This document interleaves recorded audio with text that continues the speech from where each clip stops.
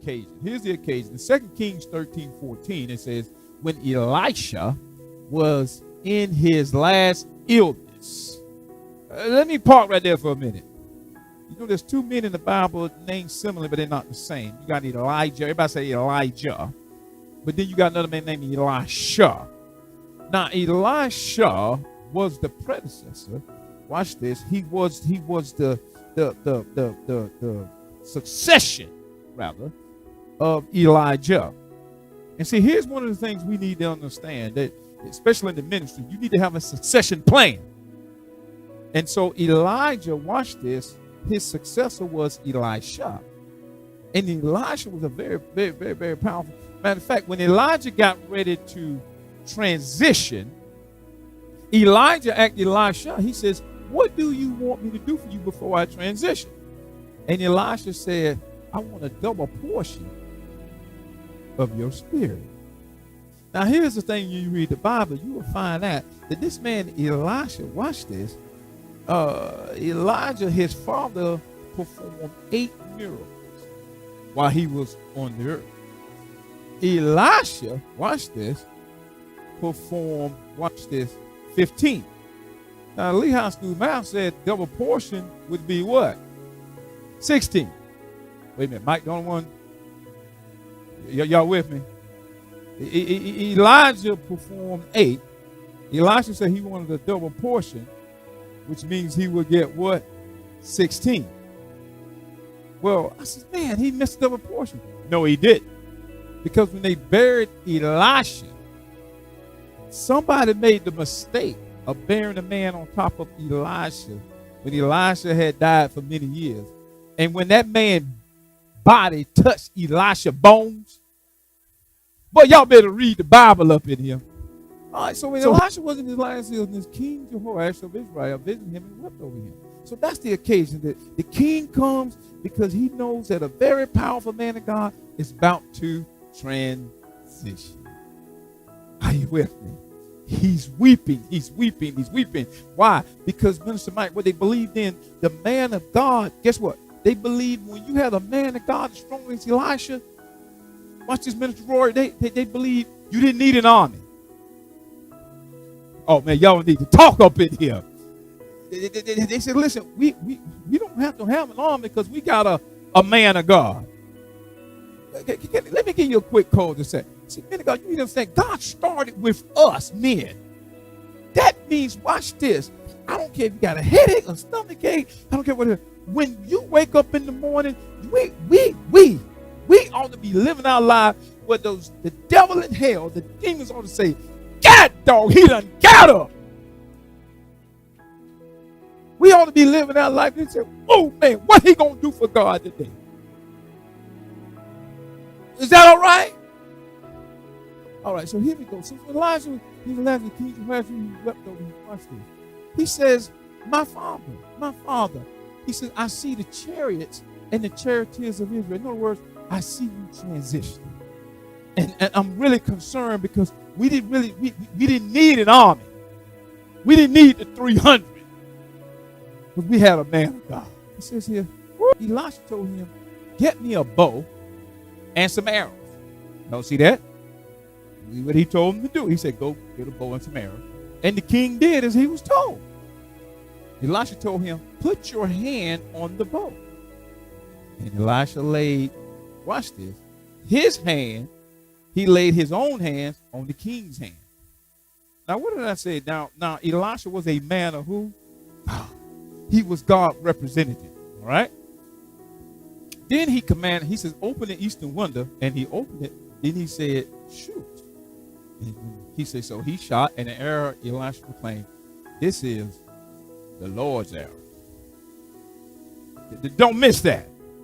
It started out with the man, the occasion was his crying because the man of God who is looked upon as the army of Israel about to transition. So he knows that, watch this, King Jehoash is worried about what's going to happen when the enemy comes. And so he says, I tell you what, since you're worried about it, he says, opened that east wind, and he opened it. Then he said, shoot the arrow. But before then, what he had him to do? He told him to put your hand on the bow, and Elisha laid his hand. Elisha was representing God. So there you go. So when Elisha laid his hands on the king's hand, he was saying, God's hand is upon you. Can we stop looking at this as history lessons and believe that when we're about to go into battle, that God's hand is upon us? It goes on. Then he said, now pick up the other arrows. They shot one arrow. He said, pick up the other arrows and strike them against the ground. It ain't over yet. Remember I told you, God don't like dealing with lazy people. Pick up the arrows and strike them against the ground. Now watch this.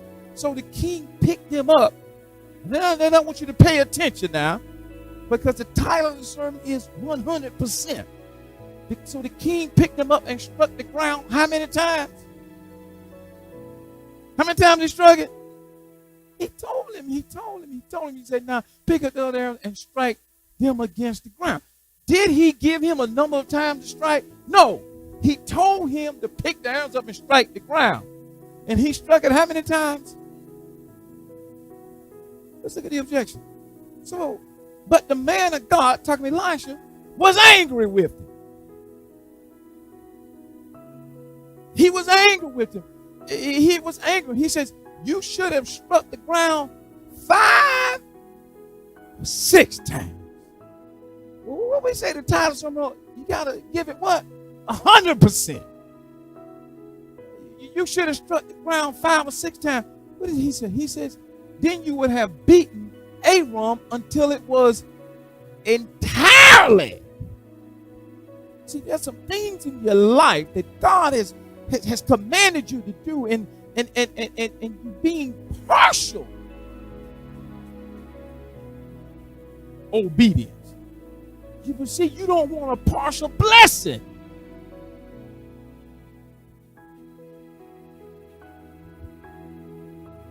You want the 100% blessing, but you don't want to get 100% obedience. Ecclesiastes 9 and 10 says, whatever you do, everybody say whatever, do it well. So when you go to the grave, what's it say? There will be no work, or planning, or knowledge, or wisdom. You realize when I taught you this, you just didn't arrive on your birthday just on your birth certificate. You were in the mind of God in eternity. He sent you here. Watch this. I'll remind you, he sent you here because there was a problem on earth for you to solve. You just thought mom and daddy went to the kitchen, I'll make it pretty and make some milk and cookies. No, you were here because God said it's for you to be here in this season for a reason. And some of us just think that because some things we've done in the past, or because what some uncle or aunt or some teacher done called you stupid, or you're less likely to succeed, that we're not qualified. But you don't understand. We were ordained and qualified in eternity by God himself. So he says, whatever you do well. For when you go to the graves, you got to realize, when you go to the grave, you're not going to stay there.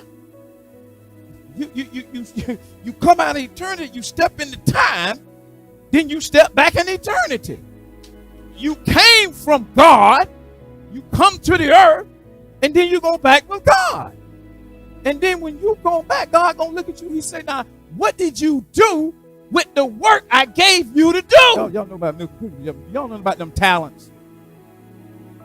When God gave the parables, he said the kingdom of God, where we trying to go, the kingdom of God is like a man who went to a far country. That man in a far country, that's Jesus. But before he left, he gave one man 5. He gave another man 2. And he gave another man 1. And these talents, Devon, they got a young man in here to listen. Y'all give him a hand. He listened hard this morning. He gave one 5. He gave a man 2. Now the one with 5 went to work and took the 5 and turned it into what? 10. I see some of your lip syncing falling. That's okay. You guys. The one he gave 2, he turned around and made 4. The one he gave 1, you know what he did? All right, y'all reading a little bit. All right. So when the man in the far country came back, which represented Jesus Christ, he said, hey, he went to the 1 and 5. He said, sir, you gave me 5. I went to work and I turned the 5 into 10. And what did Jesus? He says, well done, thou good and faithful servant. He said, you've been faithful over a few things. Now I'm going to make you a rule over me. He goes to the one with 2 and he says, he says, I turned the 2 into 4. He said, well done. Now notice he didn't say, well, you didn't do as good. No. See, y'all got to understand, God knows our capacity. What I'm telling you, God specifically wrote says, I see a problem on the earth and I'm sending you. And the problem is we look at the other. So the one with the 5, he turned it into 10. The one with the 2, he turned it. I can't imagine one with the 1 say, now he gave one 5. He gave another one 2. So I'm just going to bury mine. Now, this is what I'm getting to. It says, when the man came back, he was upset. You see, because this is what the one said. Watch this, Sean. I knew he was a hard man. If you know I was hard, you should have went to work with that 1. Hebrews 12:1 says this here. Therefore, everybody say therefore. Now, I put this up here because I remember, y'all might be able to guess who it was. I was talking to some church leaders, and they was trying to talk to me about church business, but it was hard. I can hear him in the background. Go! Go! They were cheering on the USA Olympic team. They was trying. They really was. Roderick, they were trying. Yeah, Pastor, what you say? But they was excited because it is exciting to see them Olympic runners get out there. Huh? It's exciting. It's a beautiful thing. I loved it. But it gave me the perfect illustration. Because just like my ministers, my staff were cheering them on, and they couldn't see them.